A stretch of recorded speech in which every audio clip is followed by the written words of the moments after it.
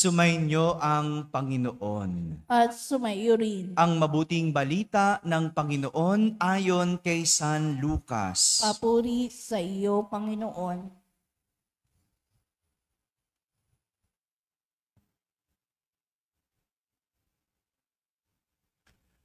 Noong panahong iyon, sinabi ni Jesus sa kanyang mga alagad, ang pagparito ng anak ng tao ay matutulad sa kapanahunan ni Noe. Noon, ang mga tao ay nagsisikain at nagsisiinom, nag-aasawa hanggang sa araw na sumakay si Noe sa daong. Dumating ang baha at namatay silang lahat.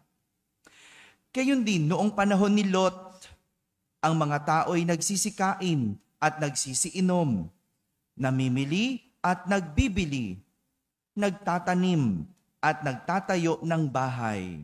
Ngunit nang araw na umalis si Lot sa Sodoma, umulan ng apoy at asupre at natupok silang lahat.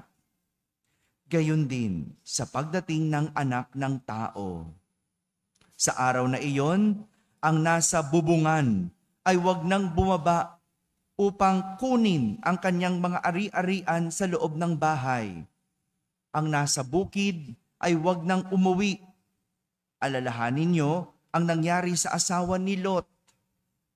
Ang sinumang magsikap na iligtas ang kanyang buhay ay mawawalan nito.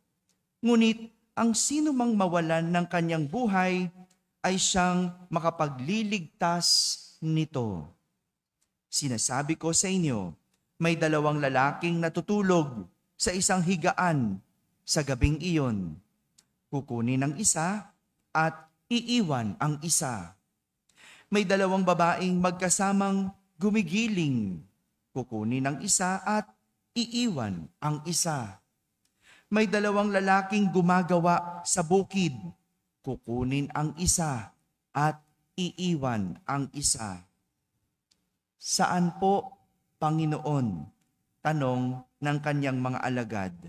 Sumagot siya, kung saan naroon ang mga bangkay, doon naman nagkakatipon ang mga buitre.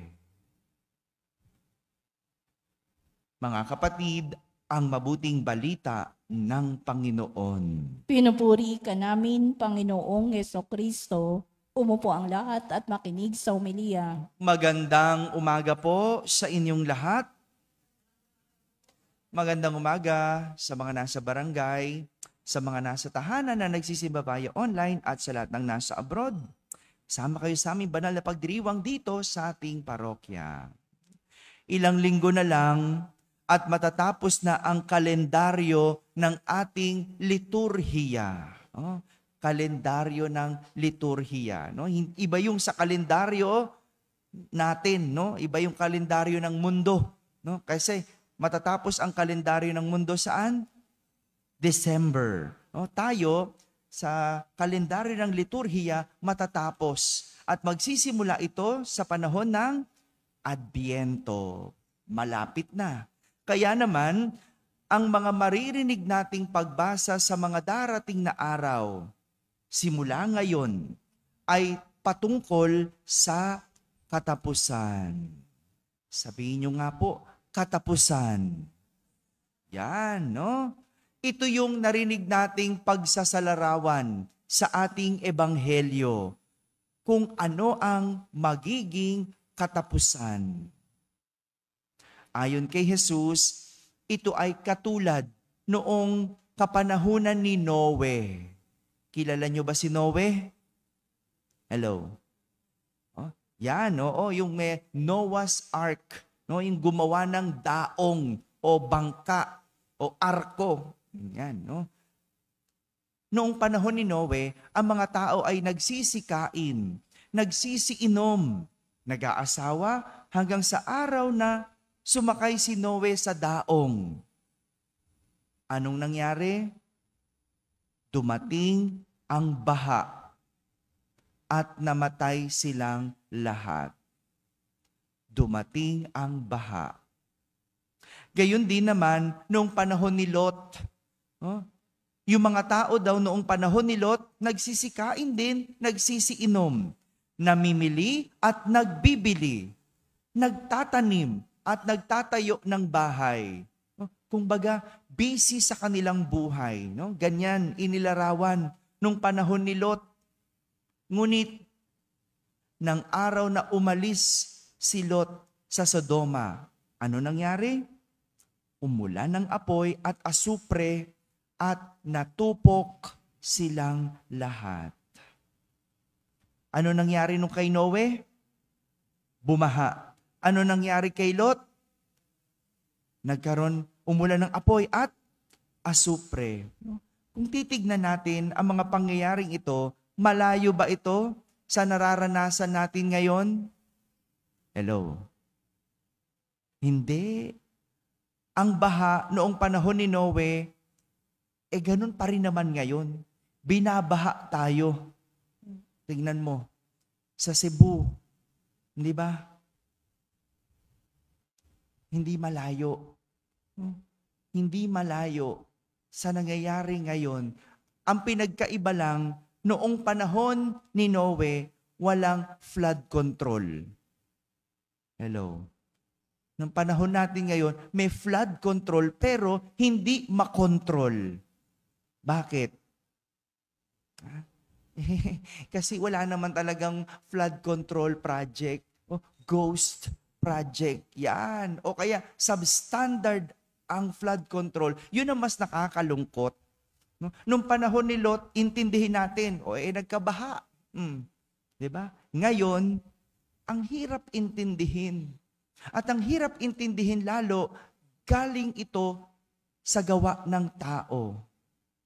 Piruin mo, nagbaha ng ganun. Bakit? Yung bundok ginawang kondo. Tapos ngayon, tinatanong, nasaan?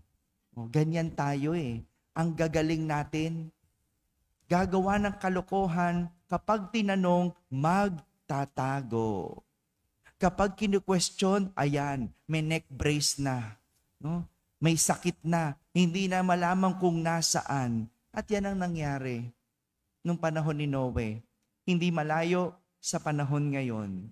Ganon din, nung panahon ni Lot, umulan ng apoy at asupre. Hindi ba? Ganyan din naman.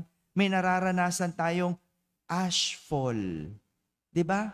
Kailan yun? Kapag pumuputok ang bulkan. No? Swerte na lang kami kahit papano. Pagka medyo nag-aalboroto ang Taal, no? Yung hangin daw hindi naman patagaytay. No? Kaya kahit papaano, wala kaming ashfall sa amin. Pero ganun pa man sa ibang lugar, nararanasan na ito. At hindi malayo rin ang naranasan nung panahon ni Lot sa panahon ngayon. Kakatakot? Nakakatakot ba? Natatakot ba kayo? Hindi pa. Kasi hindi nyo pa nararanasan. No? Intayin nyo pa ba? Iintayin pa ba natin na tayo ay ulanin ng asupre? Intayin pa ba natin tayo bahain? Hindi nyo ba napapanood? Hindi ba kayo natatakot?